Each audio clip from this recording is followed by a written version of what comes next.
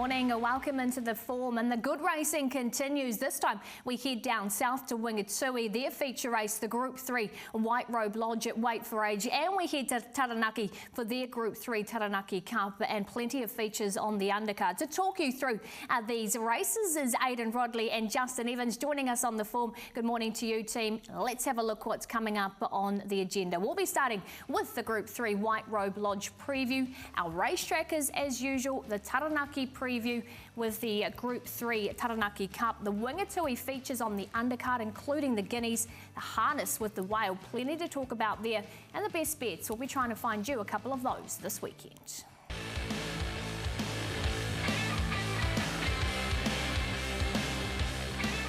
Wingatui is our feature meeting this weekend, so let's have a look at the weather and track conditions. As I say, a very good morning to you, Aidan. What can we expect on Saturday? Hi, but hopefully not too cold, because I get down to Otago and get along to this meeting, which has been something I've been really keen on doing, presenting from Wingatui for basically my whole trackside career. So as you can see, there's 16 degrees and currently a good 4 as we record this on a Thursday morning, but there is rain forecast that will definitely have a bearing on track conditions. Checking off the bucket list there, Aidan. Make sure you pack a jacket then with that rain. Let's take a look at the market, and it is headed by last year's winner, Perfect Scenario, at $3. Time's ticking in the market at $3.50. Then you're getting out to runners like Dazzling Miss at $7s, and Lord Darcy, who was third last start, at around that $8 quote. So that's where the money's going at the moment. No moves in this. What about some form videos to try and find the winner? We'll start with Perfect Scenario. Last time out at Wingatui, and he was pretty good to round them up from the back of the field here, Aidan. Yeah, this was a really good lead into his title defence. Of course, he did win the White Robe Lodge last year, and he won it really dominantly as well. And this win, as he's come from a fair way back, Perfect Scenario, his second win in 4 starts back this preparation. The Ranger Palmer takes the ride this week. And horse has just been returning to his best form. This was a really good pipe opener for the White Robe Lodge. She's 2 from 2 at Wingatui as a result of this run. So he's a weight for age proven performer, but so too is this horse as we have a look at times ticking, winning at Trentham last time out. This was in the Trentham Stakes. Obviously, we saw Matt Scott not really persevered with. He was injured. He came back 2 out of 5 lame after this race. Michael McNabb was aware of that, and he has been freshened into this as well. And his previous form was very good too, Matt Scott, but boy, you heard Joe Doyle talk about this horse after the race. He was just full of praise for one of the great triers of New Zealand racing, Times Ticking. He's won 11 of 35. He's a Group 3 winner of a Canterbury Gold Cup, and he just comes into this race really nicely. Just such a determined racehorse, and he's racing as well as ever. Even if it does turn a little bit wet, no problems there for this galloper. Next one we'll have a look at is the 2022 Winter Cup winner, Lord Darcy. This is a really nice run. Beats home Dazzling Miss, who's was a previous start dead heater of the Timaru Cup. This is a Timaru Stakes, and Lord Darcy's run very good. He's better suited than Dazzling Miss under the weight for age conditions of this race too. And he just seems to be coming back to his very best form. He was very solid in this race, and perhaps a little bit unlucky as well. Just looking, especially in the previous start when he was definitely unlucky, looking for clear running inside the closing stages of that Timaru Cup. In the end, I've gone with Times Ticking on top, not too far in front of Perfect Scenario, and real respect around Lord Darcy, but he's just an informed weight for age performer, and he looks well suited in this race, Pip.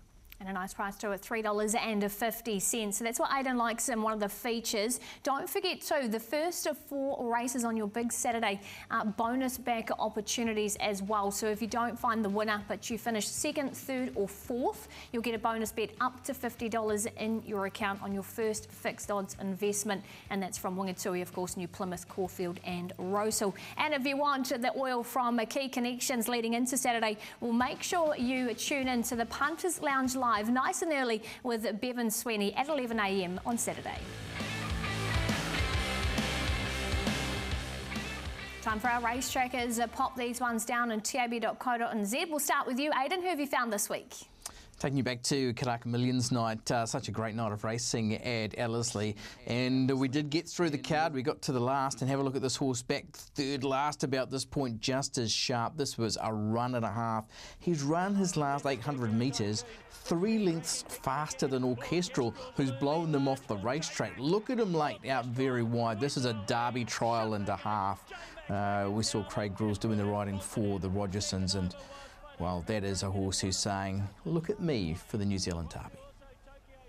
Sure is. Look, I'm with the O'Sullivan Scott stable. Phil, I've got an eye on called Cupid's Arrow, who's still a maiden, but she won't be for much longer, I don't think. Spotted her again during the week, where once again she saw very little of the running rail. She just keeps getting trapped wide. She was very good to start before this after being wide the whole way, just got beaten. Again, did plenty of work here, had a bit of a flat spot on the turn, but just like the way she's really picked up late again there in the blue and white colours, got to the line strongly. So she won't be a maiden for too much longer. Jot that one down, Cupid's Arrow.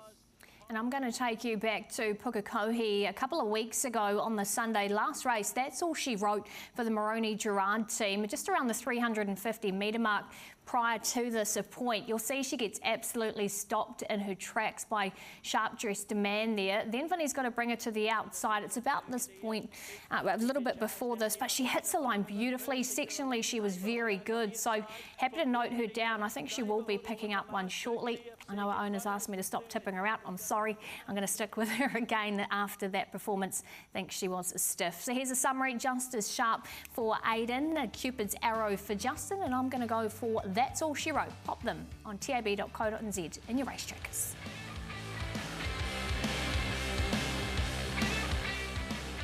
The feature meeting on Saturday is out of Taranaki, so my opportunity to say a good morning to you, Justin. You'll be calling there, of course. We've heard there may be showers at Wingatui. What about the weather on Saturday at Taranaki? Yeah, pretty similar in the Naki. Pip, you're really looking forward to it. Always a great meeting, isn't it? Taranaki Cup, and something for everybody with the 3-year-old fillies and the 2-year-olds.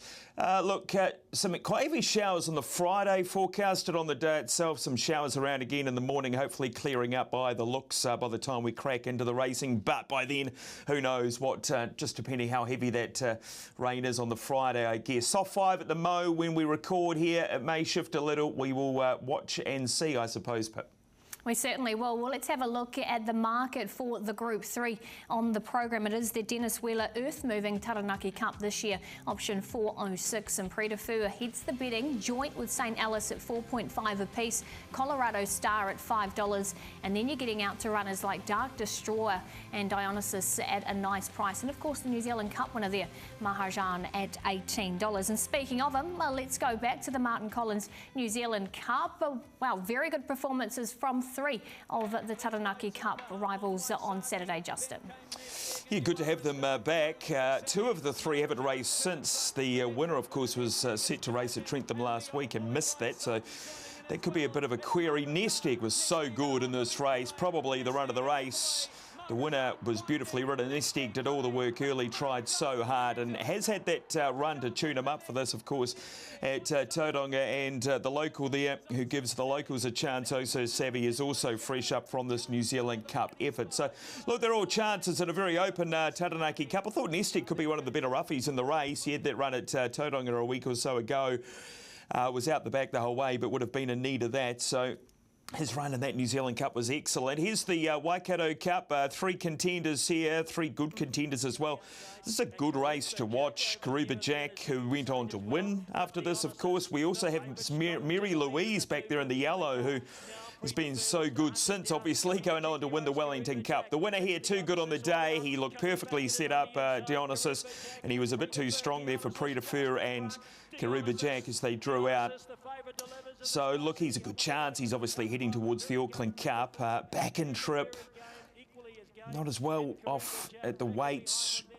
Don't know if it's his race on the weekend, albeit he's a good chance. He's a good galloper, Dionysus, obviously, but he will be heading to the Auckland Cup. Let's go to Tauranga. St. Alice, who was second up this day. She was great. Typical Warren Kennedy ride this day. Was just able to wind her up into the race. She got back. He got her to the outside. And from here, it was just a matter of winding this mare up. And he got them just in time. St. Alice, Warren Kennedy with this mare obviously continuing the good form of Barneswood. Farm. Who's having such a great time of desert lining, and she got up on the line. She sets up really well for this, I think.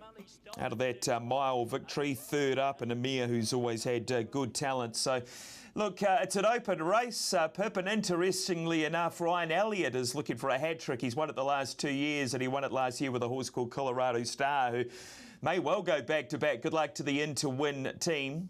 For me, though, Pip, St. Alice I've ended up with. I just think she comes into it nicely. That lightweight, Warren Kennedy, got the Barneswood colours, great stable. She's a good mare. I think 1800 New Plymouth, if she can get back and get herself into the race, she'll be very strong here. So she goes on top, but it's an open race. It is, and you can see that in the market as we now turn our attention to race number 5. This is the Platinum Homes Taranaki 2-year-old classic. Very skinny, of course, captured by Love for Tiako at $1.35. Dream of the Moon at $5. And then you're getting out to double figure odds for multiple runners here. And of course, we do have quite a few debutantes that are kicking off, and they are at the longer odds. Well, let's go back to this Written Tycoon filly winning in the Wakefield Stakes, and she was breathtakingly good this day, Justin. Good way to describe it. She's very good, isn't she? She looks all class. She was, dynamic here. And just look at how easy this was. OP Bosson, he did comment it that it was incredibly easy, and it looked at visually, and gee, strong chestnut filly, lovely mover. She is trotted in there. That was as easy as you get. Just love the way she gets over the ground. She's had a trial since this. She's had a freshen up. Went to the Topol trials and looked in very good order there. Just a lovely trial, everything you'd want. She ran second, but she was very good. Look, she is all class, captured by Love. So she's going to take a heck of a lot of beating. I think we're going to have a look at a trial from a horse who has got a bit of ability. This is a filly called Love Poem. This is a very good trial to watch, because this is her basically going stride for stride with Poetic Champion. Look, Poetic Champion did it very well, and they drew right out from the others. Now, Poetic Champion's a pretty talented 2-year-old, went on to run a very good 6th in the Karaka last week without many favours. So look at the gap they put on, and they went significantly faster than all of the other heats that day. So that's a very good trial. And she's had previous trial form around the likes of Bellatrix Star and a couple of other good ones. So look, the trial form's good. You wouldn't be expecting her to beat Captured by Love here, but maybe a good place bet at about the 350 or so. Love Poem, and even a Cordella maybe with the favourite. It's all about the favourite here though, Pip. She looks all class. $1.35. I know it's skinny odds, maybe something for the Maltese. I'd be very surprised if she's not winning. Yeah, I agree. Hopefully maybe the TAB will come to the party and boost. You never know. As we turn our attention now to race number 7, of course, the Grange William stud Oaks Prelude over the 1800 metres. Now, there's been movement in this market, and the Fetty has gone from 5.15 to 4.8, and also Arabian Songbird for the Williams stable, $10 into $8.50. Livid Sky, of course, second favourite at $5, and you're getting double figure odds around a horse like Chantilly Lace. It goes to show, I think, the quality of this field. Again, we'll take you back to some videos we want to highlight for you. And what did you make of this run here, Justin, with Livid Sky? Because she really pushed her stablemate Still Bang onto the line. Yeah, really good. And look, she's a filly that's competed against the best for the last few months. Still Bang on, of course, the Eulogy winner, and they both look good chances heading towards the Oaks for Stephen Orchard. Livid Sky getting home strongly. Clearly the best of the 3 that come out of this into this Taranaki feature before this. 4th in the 8 Carat. It's the Molly Bloom Mary Shan, form line 3rd in the Bone Crusher. She actually split Orchestral and Sudbina that day, so, and she was only 2.5 away in this soliloquy. So Livid Sky's got very good form lines heading into this race, and that's a good run, and she looks a great chance. This is the Desert Gold from Trentham. 3 out of this. The Entertainer down on the inside, which was certainly not the place to be this day at Trentham, albeit just away from the rail, obviously, here, but certainly down on the inside of these horses. Chantilly Lace gets to a similar part of the track and tracks her through, and they both get home pretty well. Obviously, the first 2 fillies here, very smart, really dominant. Sabina and Grail Seeker, they were a cut above. But look, the Entertainer has got to the line nicely there. She's an improving filly with Bill Thurlow and Chantilly Lace. We know how honest she is. Positivity back behind them, probably didn't have all favours there, but the other 2 seemed better. And this is Arabian Songbird winning a maiden. at Ruakaka. She came from 3 lengths last at this day. She was very slow. Warren Kennedy, as we saw before, very similar, obviously in the same Barneswood colours. And this girl is a younger half-sister to St. Alice, so she might be heading the same direction as her older sister, who's done such a good job at Arabian Songbird, getting home very strongly here. She's the one that's been specced as well. Bit of early movement in the market, clearly a filly full of upside. As I say, a younger half to St. Alice, so you'd think she's got it all before her. Very good stable, obviously, and those colours having a great time. So, look, she looks a really progressive sort of filly, and she'd have to be some sort of chance heading into this race, Pip. Absolutely, and of course it is the Oak Prelude, so let's have a look at the futures market for the Oaks as well. Orchestral, no surprise to see who hold favourite after taking out the 3-year-old Karaka Million at $3, Molly Bloom at $6, Mary Shan, we all saw the run from Certainly, she's there at 7s, but of course there are runners going around on Saturday like Nafedi in this market at 14s, and there's Justin's on top selection, Livid Sky at 21, so you'd suggest she wins on Saturday and does it well. That price will skinny in. If you want to take an early price, don't forget you have the future-proof bonus back as well to play into there. Just that little guarantee in case they don't end up starting in the full field. And also, of course, yes, on Saturday we do have the bonus back as well on the first 4 races from New Plymouth. If you don't find that winner, but you get 2nd, 3rd or 4th, you'll get that bonus bet up to $50 in your account. The first race from New Plymouth is at 12:40, Trackside 1, Saturday. Time to head back to Wingatui with Aidan, and we'll be touching on race number 5, the Wingatui Guineas. Aidan, it's come up a really nice field. Yeah, it sure has. Dunedin Guineas, and a lot of that form comes out of the Gold Guineas last time out. No Abalure, but 2nd, 4th, 3rd, 4th, 5th and 8th all coming into that as well. Haka Decree comes up favourite at $4.20. Ahead of Quinta Bell, who was really impressive winning at Riccarton last time out. Stablemate Warning Signal did the same, and a sense of timing out of Rotorua win after a 3-wide run a couple of starts back. EPB was okay just in behind them as well, and in the market at a nice enough price. So let's get you back to that Gold Guineas. Here's Haka Decree's run. Had won 2 of the previous 3 at Wingatui, so a return to this track ideal. And you can see at this point goes up on the outside of Abalure. Now look out wider in the Pitman colours. That is Epibeal, and out wider again is Sugar. Those 2 run home really nicely. Just in behind them is Dracaina, who finishes into 4th money. So Abalure did lift again and deny Haka Decree, whose run had merit, and the blinkers going on is key for this Terry Kennedy trained runner.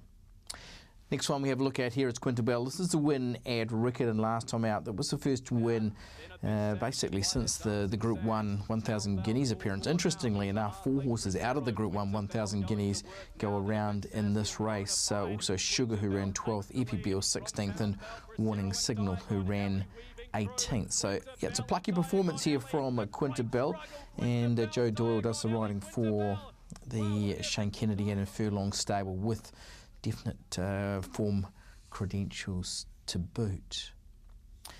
Next up, we'll have a look at Warning Signal, stablemate winning, and this the same day, and did it in pretty good style as well under Leah Hemi this day. Was 6th in the Barneswood Farm Stakes, chasing home Mogul. So to me, Mogul's a horse who really does bear contemplation for this. Warning Signal's now won 2 of the last 3 and gets home to beat Magneto. Comes through the middle of them, and a really nice win. It does it nicely there. And as we said, a couple of starts back was going around in the 1,000 Guineas, although really never figured that day. In the end, I have settled on Haka Decree, that lead-up form out of the Gold Guineas. I think that's the key form line.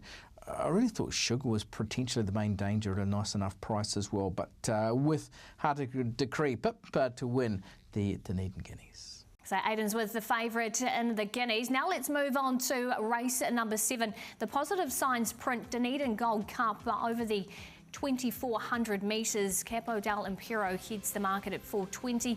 Elegant Lady at 550. Chocalia there at 750. So very open affair when you've got runners across the page like the Tui Tuila at your outsider at $31. Again, let's take you back to some form videos, and here's Humbucker adding another cup to his name, taking out the Gold Cup here. Aiden, and it looks like a good chance to go back-to-back based on this.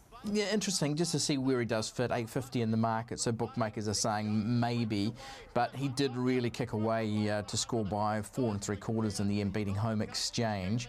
Here's a horse who had run second in the Southland Crystals going back 4 starts, and yeah, the form's been rock solid around horses like Noble Knight as well, so there's a few form references you take through Humbucker, but the most obviously encouraging is that last start Gold Cup win.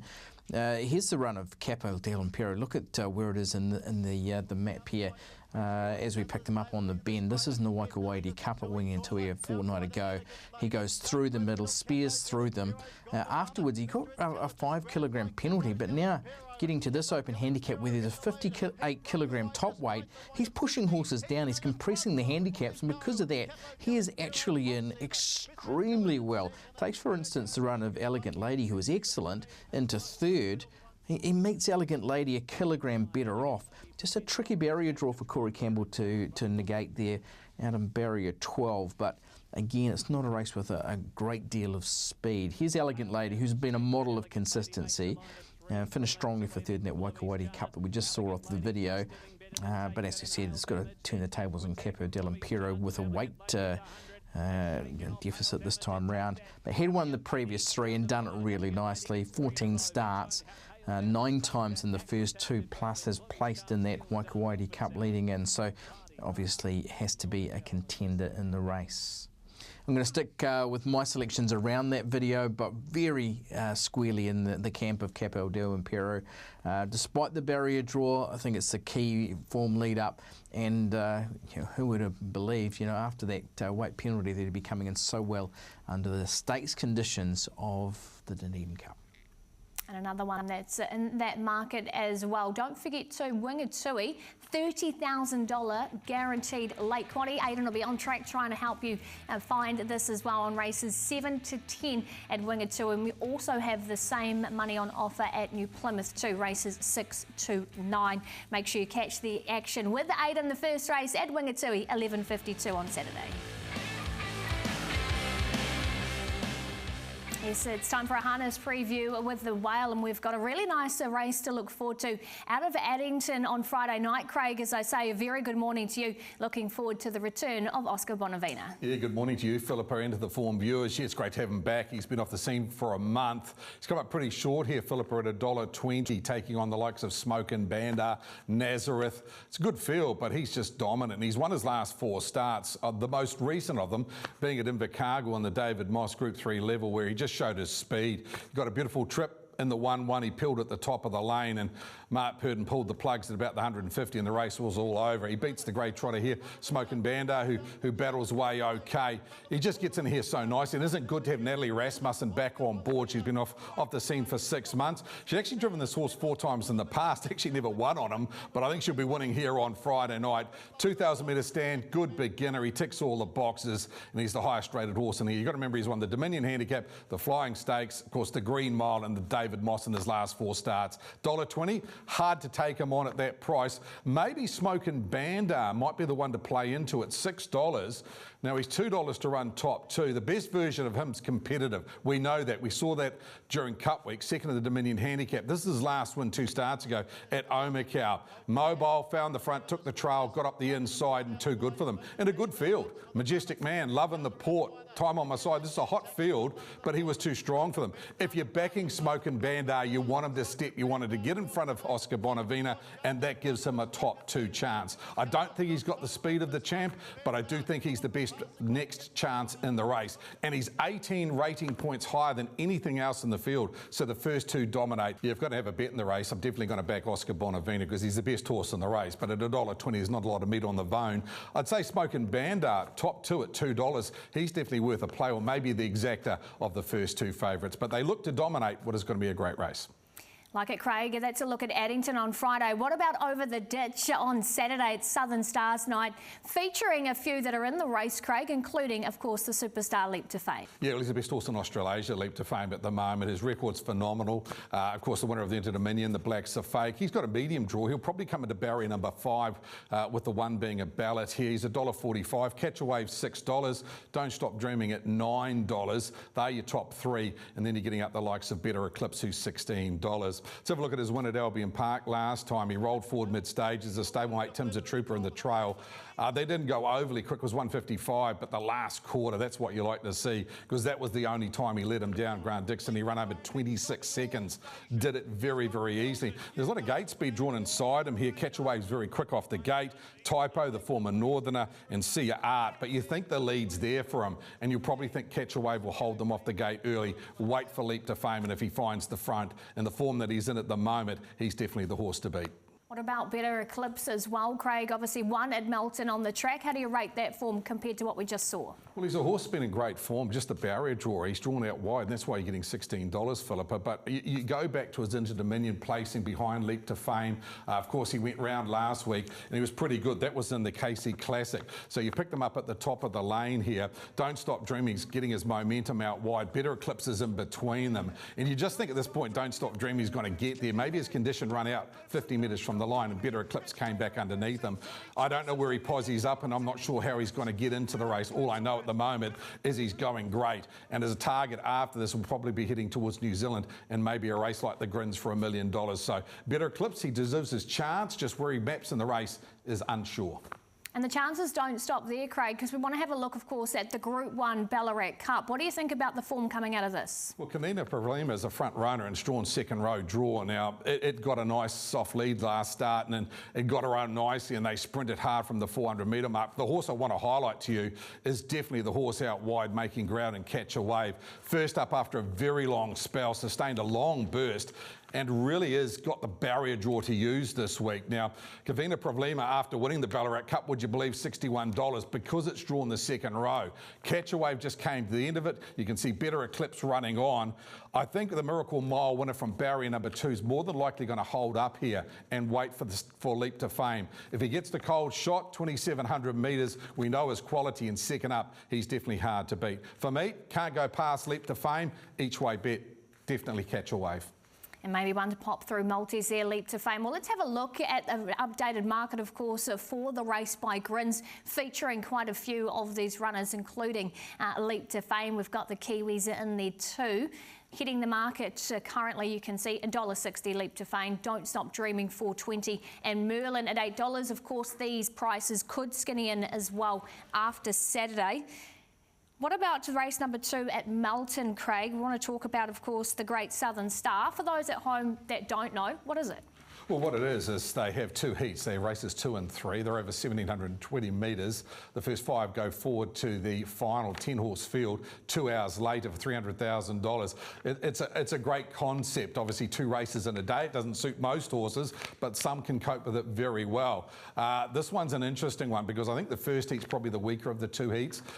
Call Me Breeze from Europe's here had its first start in Australia a fortnight ago, and I thought it was very good. So you have Mufasa Metro in front. The horse we're highlighting is in the 1-1, and I thought he ran to the line quite nicely. Just Believe, you can see, finds the front. He's just a superstar and the best horse in Australia. But this horse actually unwound, found the line quite nicely. He's a 6-year-old by Trixton. He's a stallion. He's got a bit of action about him, but you'd think there's further improvement here, Philippa. Now, he's $1.70. He takes on Mufasa Metro, of course, the former Kiwi trained in New Zealand. We know his gate speed, and Majestioso, good to have her back as well. So I think on that performance, he deserves to be favoured. He's got the right draw, and I think he'll back up well to the final. What about heat number 2, Craig? You mentioned this one probably not as open as the first, so what are you liking in this? Well, I think Just Believe, he's an absolute standout. He's drawn outside second row, which is not ideal, but he's still $1.35. RC Phoenix, Queen Elida, Olivici. Of course, Just Believe just got over the $1 million with his win the other day. So he's a millionaire trotter, and that is very hard to find in Australasia. Here he is winning, beating Queen Elida last time, showed his real true quality. Now, what I like about this horse at the moment, I know he's an 8-year-old, but he's in career best form. I mean, if he comes through this race, Philippa, safely. He'll have a couple more races in Australia, and then he'll head to New Zealand, and we'll see him in the $500,000 New Zealand trot slot race. Wouldn't be great to have Leap to Fame and obviously Just Believe, the two Inter-Dominion winners in New Zealand, competing for $1 million and $500,000. Clear top pick, and probably the top pick to win the Southern Star final. We'll like it, Craig. There you go. So that's a key lead into, of course, the race by Grins. Don't forget that final that he's liking there for Jess Tubbs. What about the trot? Of course, we now have the slot race for the Trotters future win market here at Cambridge. Just Believe heads that at $1.80. Muscle Mountain at $3.40. And then, of course, the TAB slot holder there, Queen Elder. Any prices really sticking out to you, Craig? Well, the interesting one is Oscar Bonavina with his speed, and if he got a good draw, but Just Believe at the moment, he is the best horse in Australasia. And there's still the queries with the likes of Muscle Mountain, whether he's quite at the form that he was 12 months ago. Bolt for Brilliance as well. You can see the second line here. Derby winner Nazareth at $51. Mufasa Metro. I think there could be a fair bit of Aussie interest into this race. If we don't get Muscle Mountain and Bolt for Brilliance here, we may get as many as 3 or 4 Australians, and that's just going to add interest to the race. Oh, it really is. And don't forget, of course, you do have that future proof as well. So if they don't end up going there and you've had an investment, you will get a bonus bet up to $50 in your account. Thanks, Craig, for your time. And don't forget, the first 2 races out of Addington on Friday are bonus back opportunities. Catch the action. Trackside 1, first race 5:27. Time for our tipsters to try and find you their best for the weekend. We're going to start with you, Aidan. Who's your best? I'm going to go to New Plymouth and go to one of the races that Justin's already touched on, that being the Taranaki 2-year-old classic, and Captured by Love was super impressive last time out. When I did these, I hadn't realised he was quite so short, but the third horse home in that race is the second favourite in this race, Dream of the Moon, and obviously has that form reference, beating Poetic Champion, who ran pretty well in the Karaka Millions as well. So, yep, Captured by Love for me. Yeah, I'm also at the Naki, nice and early in the first. Hopefully we can get the day underway with a winner. I think Celtic Gecko should be a winner. Gee, she should have been a winner a few times. She's one of those horses, unfortunately. She's been really unlucky, Celtic Gecko, so desperately unlucky last start when she was well back. She's better than a maiden. I think she's got the right race. I think she's got the right rider. Matty Cameron is the man for the job, and hopefully no bad luck for Celtic Gecko to get us underway in the first of the day at Taranaki. Fingers crossed, Justin, and I'm going to take you to Sunday at Monaco. Sweet Potential, she finished a third in the Group 1 Auckland Cup on Sunday. She's in a winnable field this time for Sean Codlin, and I just think she should be paying a nice enough price despite some of the dogs are in there. Might get around the $2 mark for it. She's due a winning turn against Sweet Potential, so happy to play her as my best bet for the weekend. The Whale, well, he's with the moments like this at Addington on Friday as well. Race number 9, and there's a summary. Justin, Celtic Echo, the first race at New Plymouth. Captured by Love as well at New Plymouth for Aidan, and on with Sweet Potential on Sunday. That completes the form for the week. Aidan, enjoy Wingatui. Thanks, Justin, for jumping in. Looking forward to your calls at Taranaki on Saturday. And to everyone out there, enjoy your weekend. We'll catch you back next week.